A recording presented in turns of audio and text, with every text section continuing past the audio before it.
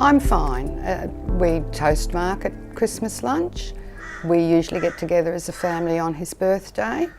I am devastated on my daughter's birthday. That is the worst day of the year for me because there were two the happiest days of my life were the days my daughter and my son were born, and the worst day of my life was the day my son died. And the fact that he died on my daughter's birthday and she doesn't want to have a birthday or be wished happy birthday, that is the worst day of the year for me. I'm devastated. And I don't know, there's no way to solve that.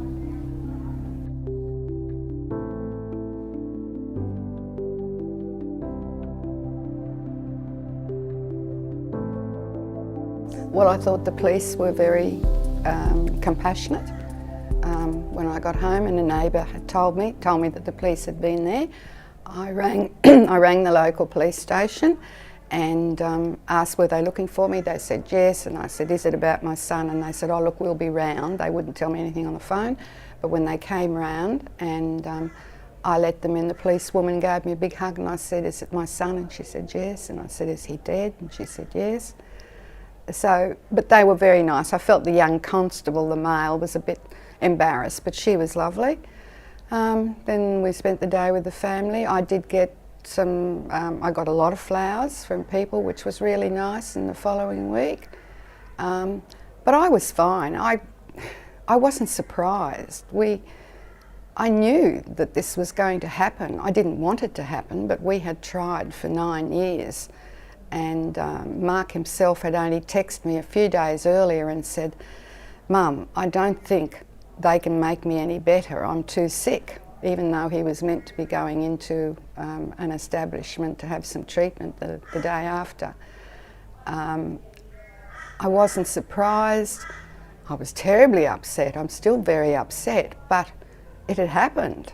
The people in the unit complex where I lived, one person came with a barrel of biscuits, but nobody else. Even to this day, many people there have never mentioned it to me, so either they don't know or they're not going to speak to me. That's one thing I find really annoying, that people, for some reason or other, don't want to speak to you about it. And all I do from morning till night is talk about Mark.